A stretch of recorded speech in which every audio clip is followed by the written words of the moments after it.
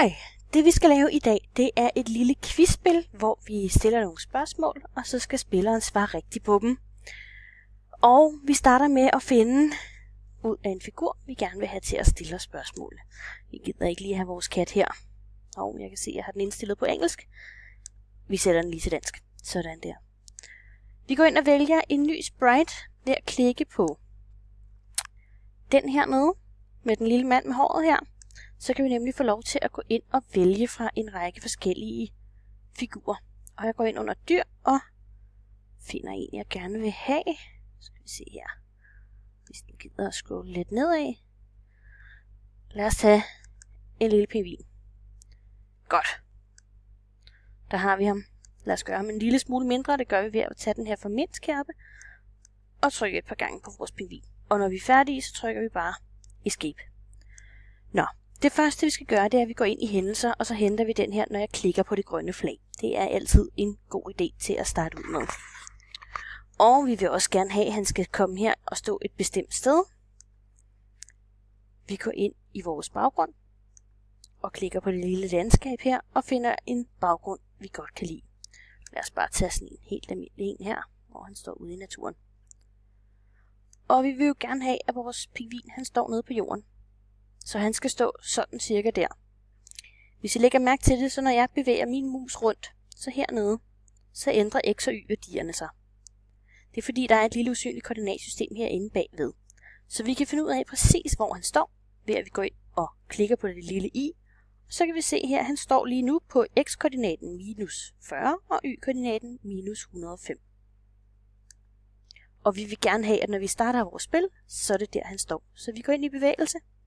Og så kan vi se, at det er den allerede indstillet til, for det er så smart, at den altid sætter det til der, hvor vores sprite står lige nu. Så vi går herhen, og så vil vi også gerne have, at den skal blive vist.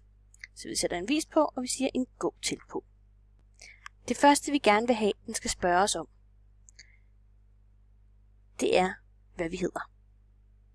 Så vi går ind her i registrering, og siger bed om. Så skriver vi her, hvad hedder du? Sådan der. Så kan I se her. Når jeg nu trykker på den her, så spørger han, hvad hedder du? Og så skriver vi her, jeg hedder Nicoline. Nu sker der ikke noget, fordi vi har ikke bedt den om at gøre noget med det her svar endnu. Til gengæld vil vi gerne have, at den så skal sige hej Nicoline. Det gør vi ved at gå herind, og så sige ja. Svar. Sådan der. Så nu beder den os om, hvad hedder vi? Så skriver vi vores navn, og så siger den svaret i 2 sekunder. Og vi vil også gerne have, at den siger hej. Så lad os sige hej Nicoline. Vi prøver en gang her. Hvad hedder du? Nicoline. Hej Nicoline. Hov, der kom et 7-tal på. Det gik lige lidt langsomt, så lad os sætte den her ned til 1 sekund. Og den her til 2 sekunder. Så prøver vi lige en gang til. Hvad hedder du? Nicoline. Hej Nicoline. Super. Nu er vi klar til at gå i gang med at stille det første spørgsmål i vores quiz. Og det vi gør, det er, at vi går ind i vores styring. Og så siger vi for evigt. Sætter sådan en lille en rundt om. Og så går vi igen i registrering og siger bed om.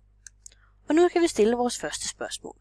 Og mit første spørgsmål, det skal være, hvad er hovedstaden i Danmark? Og så giver vi nogle svarmuligheder for, at det skal blive en lille smule nemmere. Er det A, København, eller B, Aarhus? Og så skal vi ind her i styring igen og bruge den her, der hedder hvis, så, ellers. Det den her gør, det er, at vi kan sætte den ind her. Og så kan vi sige hvis, og så sætter vi selv ind her, hvad det er, der skal være opfyldt. Så skal den gøre én ting, og hvis ikke det her det er opfyldt, så skal den gøre noget andet. Sådan der. Så vi siger, hvis vores svar det er lig med A, Og der har vi sådan nogle her operatorer. Og I kan se, der er en her, der hedder lig med. Så den tager vi lige ind her en gang. Og så går vi igen ind og henter vores svar. Og så skal det være lig med A. Så hvis svaret, det er lig med A, så vil vi gerne have, at den siger, nej, hvor er du klog. Og hvis det er forkert, så siger den, det er desværre forkert, prøv igen.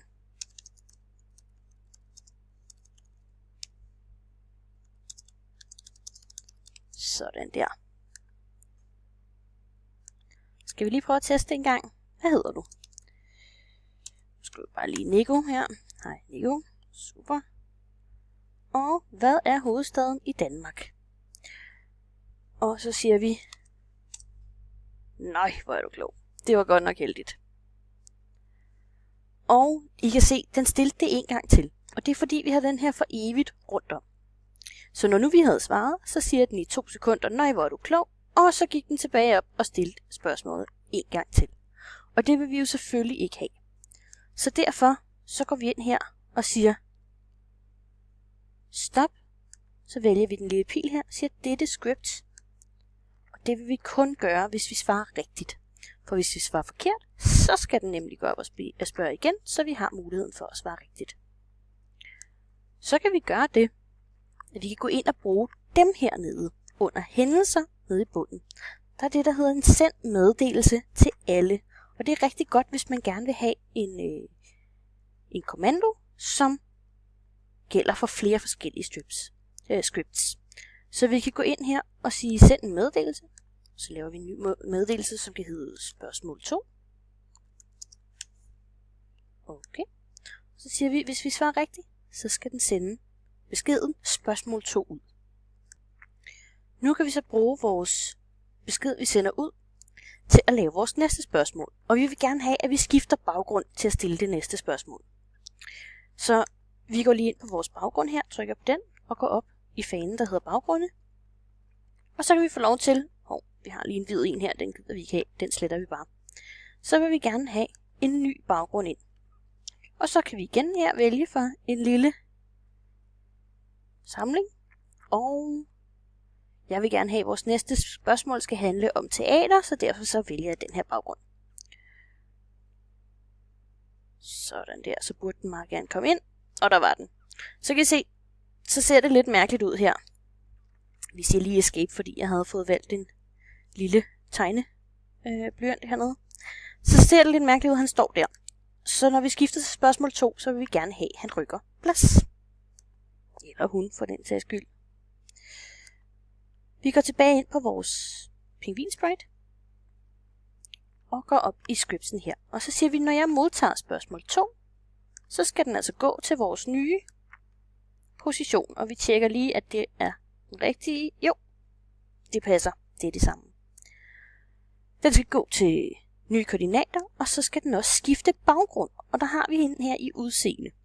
Så har vi en, der hedder skift baggrund til. Og så hedder den her, den hedder stage 2. Godt. Så er vi så langt. Nu kan vi sådan set bare gentage den her, bare med vores næste spørgsmål. Så vi sætter den her på her. Og så går vi ind i styring. Og finder igen en for evigt. Og en hvis og ellers.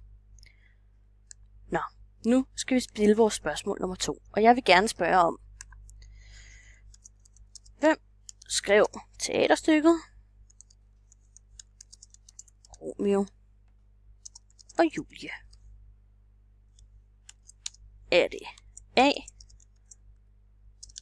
H.C. Andersen?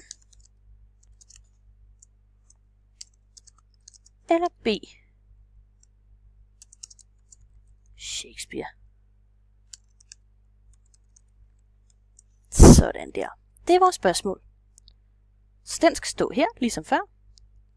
Og så tager vi den her ind. Godt. Så skal vi igen her og finde vores lige med. Sådan der. Og vores svar.